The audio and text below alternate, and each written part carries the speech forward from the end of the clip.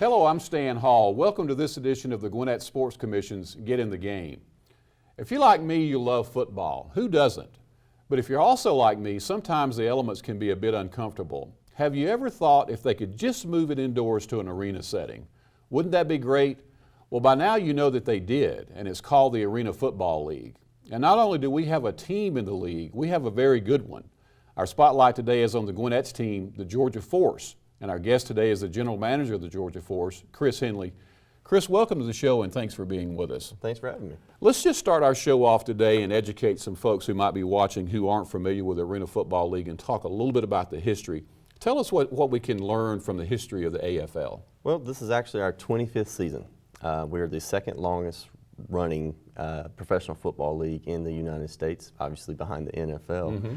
And through these 25 years, we've learned a lot. I've had the distinct pleasure to be involved with the Arena Football League since 1999. Back when I lived in North Carolina, I worked with a team called the Carolina Cobras. Mm-hmm. And we've seen a lot of changes since then, you know, from teams, locations, and actually the way we handle player relations and also with business partnerships and things like that.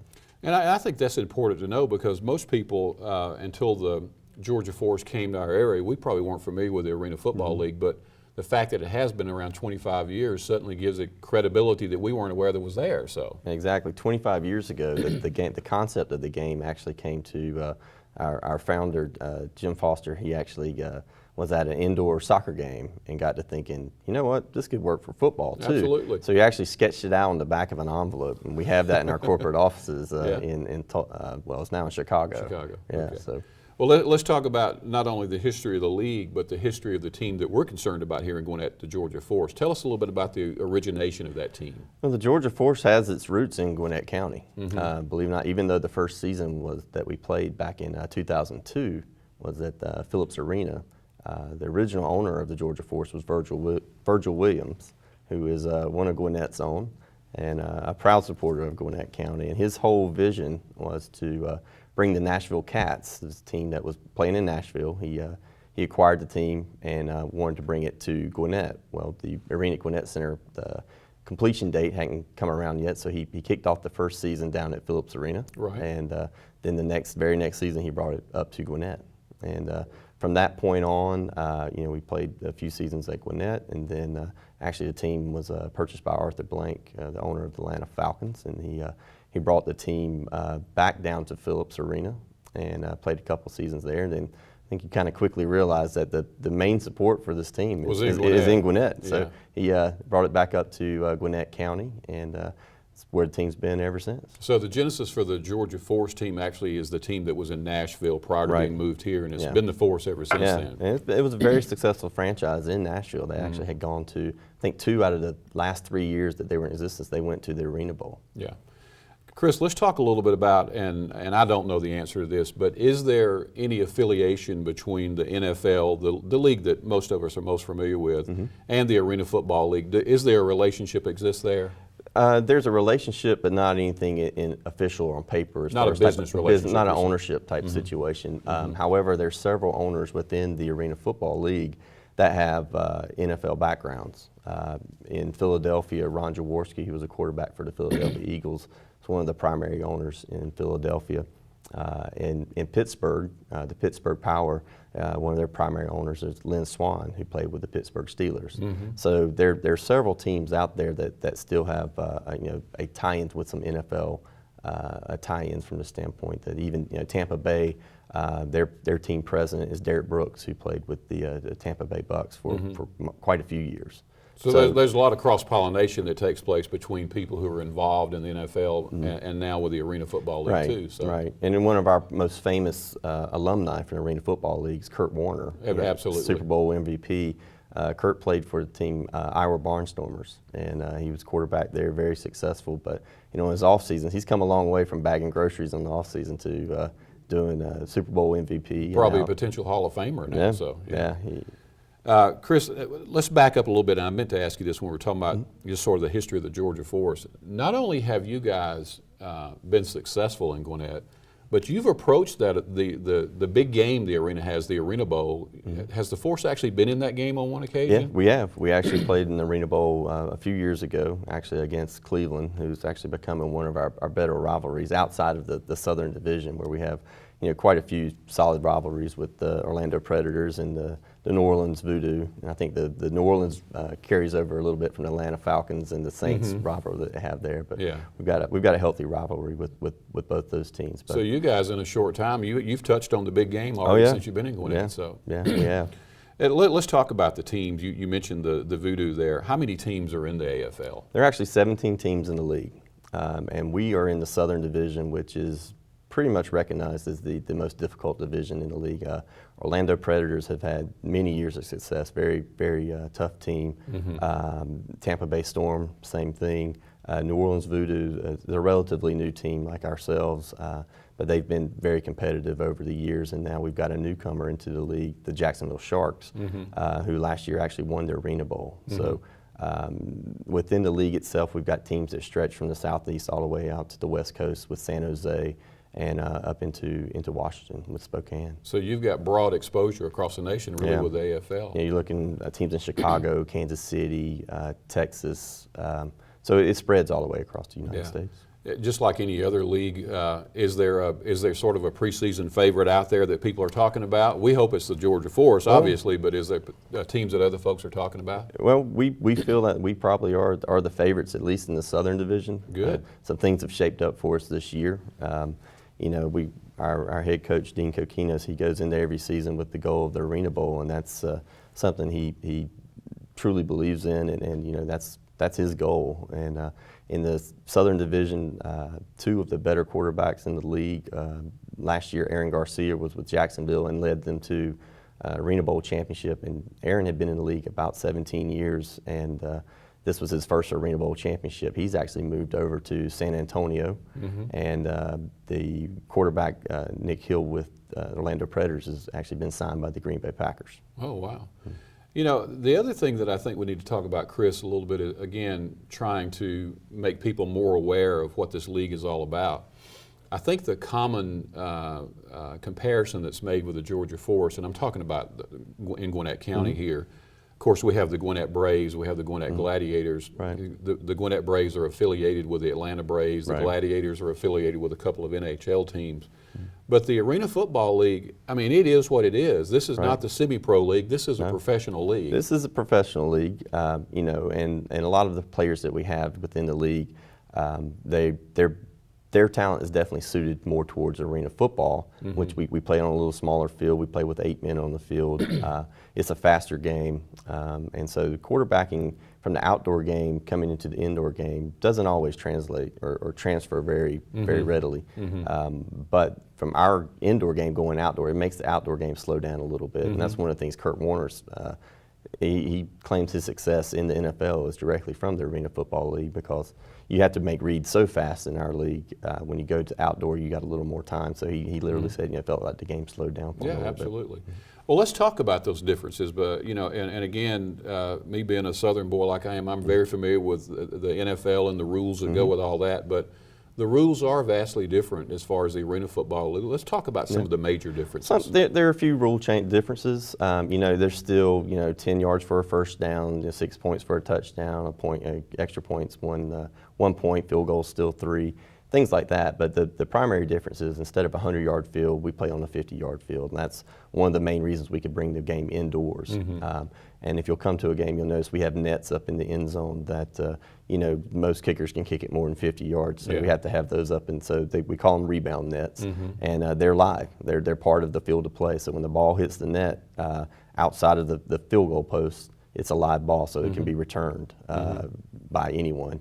Hopefully it's if we're receiving the kickoff, we want to field the kick and then run it upfield, and it takes a different type of player to actually turn his back to 8 guys rushing down on it to hit you, to catch a ball off the net. Head the other way. Exactly, and then turn around and get it out of the end zone. Those are some of the major differences. And then the other one most people will recognize will be, we can have a receiver. One receiver can be in motion going towards the line of scrimmage at the snap of the ball. So primarily those are the biggest differences. And with that receiver in motion at the line, moving towards the line of scrimmage at the snap of the ball, it gives the offense a distinct advantage. So in our games, you'll see average score last year was right about 100 points, 100 total points. We had one game last year that went 74-70. So it's fast sport. So it's definitely not lacking excitement, is that what you're saying? Not at all. Yeah. I've and I tell people, and I go out to speak to different groups and tell them I've seen 21 points scored in 13 seconds off the clock, and 3 touchdowns, 13 seconds, all by the exact same guy. Now you also have a difference as far as the number of men on the field at the same time, too, right? Now we'll have eight versus 11. Yeah. So there's 8 on each team versus the 11 in the regular NFL. Right. Chris, tell us a little bit about the coach. Who's the coach of the Georgia Force? Dean Kokinos is our head coach, and he's had a lot of success in arena football. He actually was part of, when I referred back to the Nashville Cats, Dean was part of that organization then, and he's been with several arena football teams.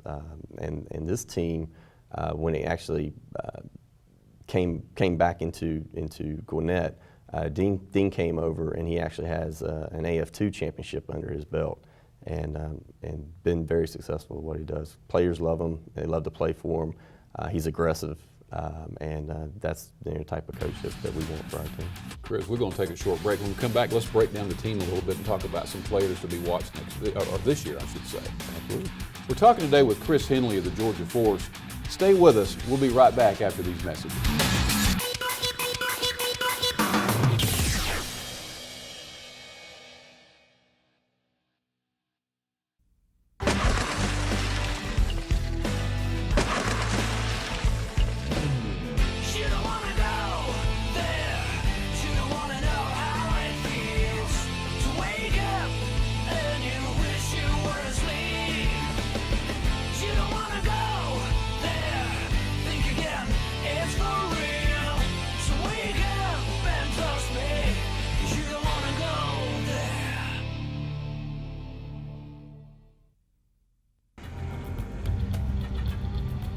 Drivers face all kinds of distractions. Guys, stop playing. No. Of 127 consecutive. Before your wireless phone becomes one of them, stop.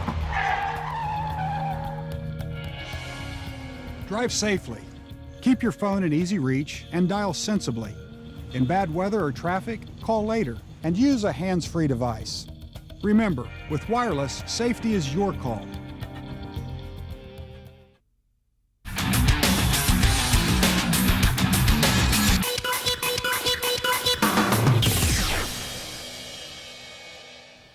Welcome back to the show. We're talking today with the general manager of the Georgia Force, our Arena Football League team. Chris, before the break, we were talking about some of the history of the league and of the Georgia Force in particular. Let's sort of move in now to this season. You know, when things are getting ready to get started here, you're a spring league versus a fall league that the NFL's involved in. But you guys just started your training camp, I believe. Tell us a little bit about that. We just started our training camp. We're your summertime football fix. So when college football's over and NFL football's over, we're just getting started. And we just started camp this past week. We had receivers and DBs and the quarterbacks report to camp, and we just had what we like to call them the big ones show up yesterday. So we're really excited about the way that the team's coming together. We've got a real good mix of players that have arena football experience as well as some rookies.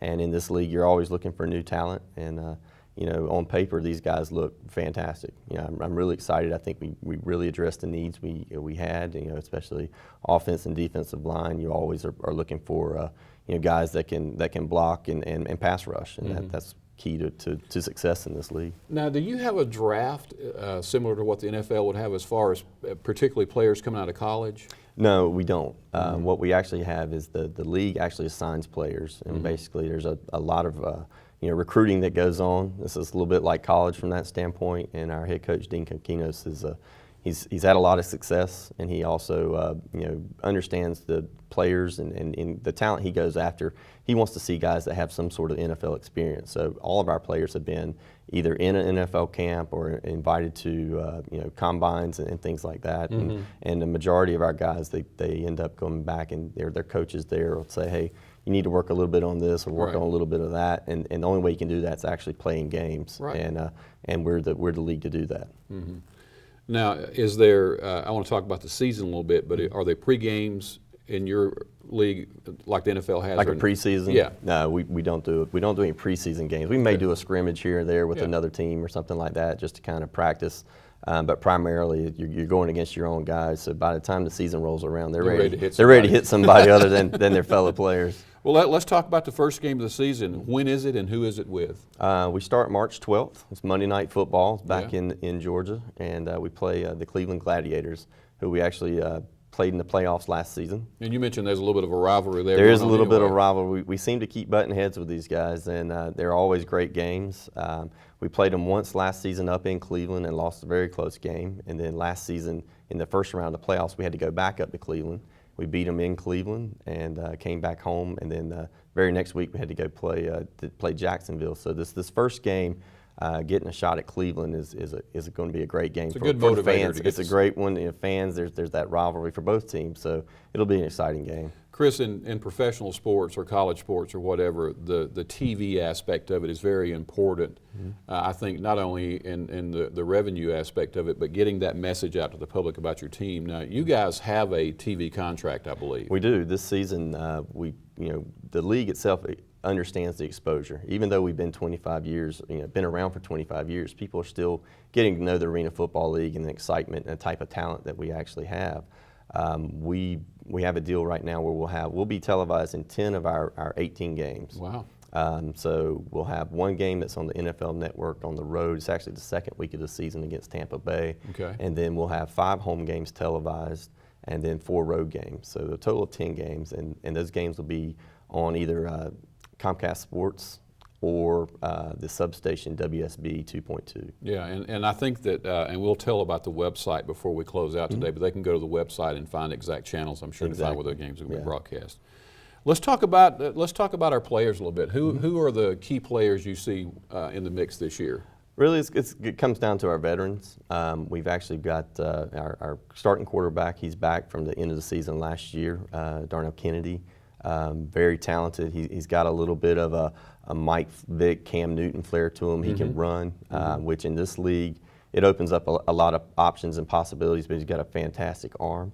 And then we've got R.J. Archer also, who came over to us from Milwaukee, kind of as a backup. And then our receivers, we've got Larry Shipp back, and as well as C.J. Johnson, who were 2 of the better receivers in the league last year. And if anyone actually saw the playoff game against Jacksonville or seen the ESPN highlight of the Arena Football guy getting held up in the back of the end zone, that was C.J. Johnson. And it took a lot of, I would say, a lot of poise for him not to react to that. And when he came back, I thanked him personally for that. And, we got a big penalty out of it, but CJ's returned 5 touchdowns last year off kickoff. So Which is difficult. Yeah, it is. League. And as soon as he gets his hands on the ball, he's ready to go. And when he got hung up in the back of the end zone, it was a complete shock to him. Yeah.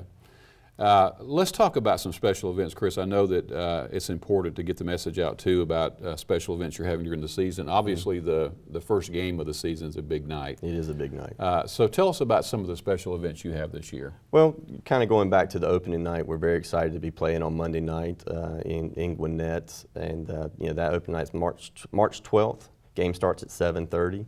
And we look forward to having everybody out for that. Before that, actually, we're having an open house we'd like to invite everybody out to. It's on March 6th at the arena. Right. Starts at 4:30 and goes till 8 o'clock. Players will be available for autographs and things like that at 6. Cheerleaders will be there. Cheerleaders will be there. We've got a fantastic dance team.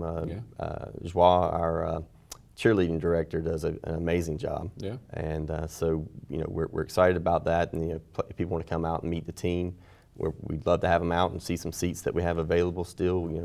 We'd love to show people what we have. Yeah, Chris, I was looking at your website earlier today, and one of the things that I really found interesting and I really appreciated being a longtime Gwinnett County resident is that you guys are involved in the community too. I saw where you've made some appearances throughout. Tell us a little bit how important that is to make that contact with the community. It's very important to our upper management as well as myself that we get involved with the community. Gwinnett's been very good to us, and so there's any opportunity that we can get out and help the community, we definitely do. speak to high schools and talk to them about sports marketing and, Sure. and overall entertainment marketing, as well as we've had a lot of involvement with Habitat for Humanity, and you know, some companies or organizations have a hard time getting people to sign up for stuff like that. We literally have to turn people away in our front office, like, we've got enough guys, you know, or cheerleaders, we can't take all 20 of them to events, so they all, and you know, when our players get back in town, they're going out to hospital, reading to kids, playing games with them, and then even you know, going to libraries and doing reading programs and things like that. That's all good to hear, and I know the people in the county appreciate that too.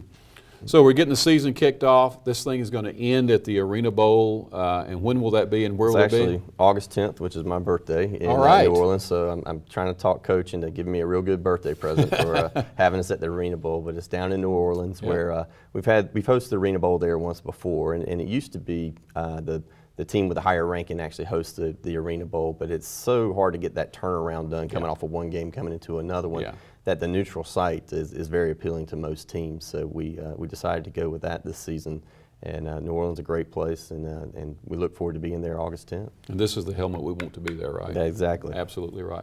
Chris, if there's people watching today who want to learn more about the Georgia Force and ticket availability or whatever it might be, tell us about how they can contact you on the website. It's georgiaforce.com. Georgia's all spelled out. We've got all our information on there about ticketing, upcoming events, players news, things like that. And then they can always call our front office if they have questions, and that number is 770-609-1300. Chris, thanks for being with us. Thank you. Good luck on the season. Appreciate it. That's all the time we have today. If you have comments or questions about today's show or ideas for future shows, you can reach us at the address or the phone number shown at the end of the show. Thanks for being with us. I'm Stan Hall, and by the way, get in the game. Goodbye.